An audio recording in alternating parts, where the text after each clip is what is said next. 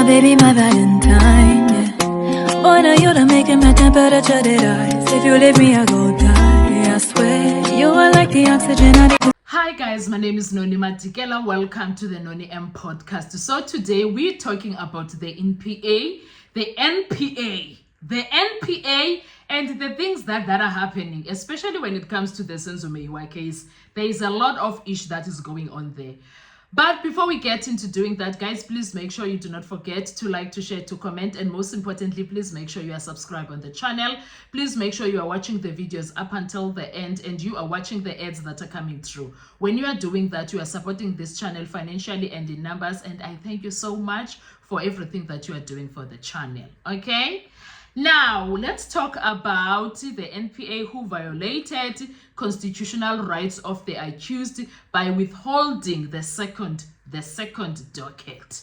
What could have happened if they did disclose the second docket, right? So the state apparently failed to disclose the docket into the footballer Senzo Meyiwa's murder in 2014, which was opened in January 2019, was unlawfully and violated constitutional rights for all the accused. But at this point, it was Mshololo who was arguing that her client's rights have been violated by this, because what is this? Why did the state not disclose that there is another docket? So she launched an application back then in 2022 to Judge Maumele, and she pleaded with him so that he should record the irregularities, and that client yake was denied a fair trial because of those irregularities by the state not disclosing the other docket. So uti these charges that the guys are facing, all of the charges, you guys know about them, which the guys, the 5 accused, pleaded not guilty on, all of them. He says that Ntuli, during not guilty plea submission in April 2022, a client yake would have exercised his constitutional right to remain silent and not offer a plea explanation to his innocence, right? That's what they did back then, because they didn't know that there was another docket and other accused, right?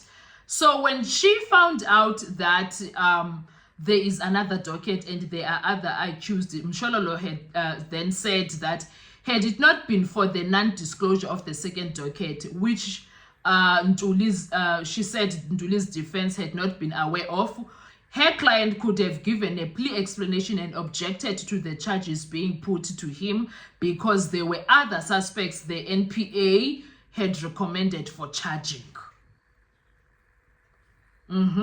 If this was all put on the round table, like we've got this accused, we've got this docket, and we've got 375, and then we've got 636, and this is what's happening when it comes to 375. This is what's happening when it comes to 636, which it never happened, and now that alone is a violation of the human rights, constitutional rights of the accused, right? And it is therefore submitted that the right to a fair trial of the accused, entrenched in the Constitution, has been violated by failure on the part of the state to provide sufficient information to the defense before any evidence is led. That's what she contended. And then she also further said it is submitted that the state denied the applicant of his constitutional rights of access to all information available regarding the case.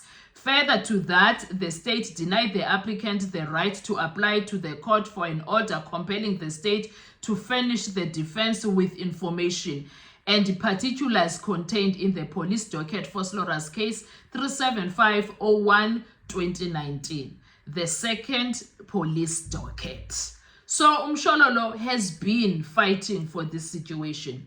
And then she added that the second docket contained an affidavit from Sergeant Thabo Mosia, a forensic expert and the state's first witness, who allegedly made statements in his second affidavit deposed in June 2019 that contradicted his first in October 2014.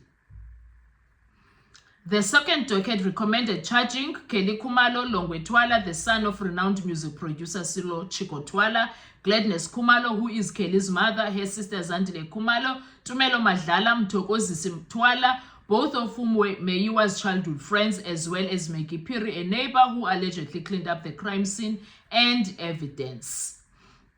The charges in the second docket are for murder and defeating the ends of justice. Do you guys remember Ukininda Essenza Ngati? He doesn't know what is in that docket, and he says that the charges on that docket, it's just defeating the ends of justice, but also murder is counted there. But the state prosecutor again on this matter of Mshololo was arguing about George Baloyi opposed Mshololo's application, telling the court that the defense had been aware of the existence of the second docket since at least 17 March during the pre-trial sitting when it was first mentioned in open court.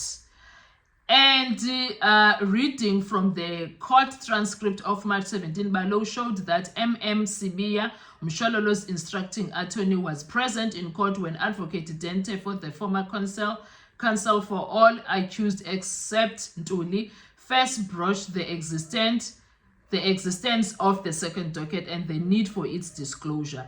Baloyi added, after reading from a 2012 Supreme Court of Appeal ruling, that special entries for recording of irregularities only applied when information was not placed on the court records. The alleged irregularity has already been placed on record and can be relied upon by the defense for an appeal should a guilty verdict ensue, said Baloyi.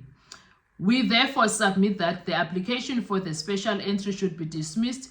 If an aspect is on record, there is no need for a special entry. In this case, the record is replete with the reference to Foslora's case 3751, 2019 second case docket number. And then at that time, Umela was like, okay, let me go and think about it. It was the time of Umela when this argument was happening, right? And then, meanwhile, Umesia, who has been on the witness stand since April, still under cross-examination, but did not take the stand. He expected to conclude his testimony that week when the state will call its second witness. So that's what was happening there. So that's something that we are also learning, Uguti. Disclosure. So okay, well, this is where I'm gonna go. I wanna go. When everything was de novo, why did all of these things not come to light? Why was there no pre-trial in front of Judge Ratta? Why was there no pre-trial in front of Judge Ratta so that these things can happen? Why did Mshololo fight for that, a pre-trial? I don't know, man. I think it should have happened that way. I could be wrong, because they said de novo, everything from that old case is not needed. So there are things that should have been in fact, everything that had to do with the case when Maumela was the judge was supposed to go away. We should have seen the witnesses. We should have this part whereby there's a pre-trial where everything is disclosed and then everybody is able to fight about these irregularities that Mshololo mentioned in April 2022. Do you understand? Anyway, what are your thoughts when it comes to that? Because personally, I'm like, there are so many missed opportunities to fight this case in this case. There are so many missed opportunities. Let's talk with comment section. I want to hear your views. Thank you so much. Enjoy your day. Bye-bye.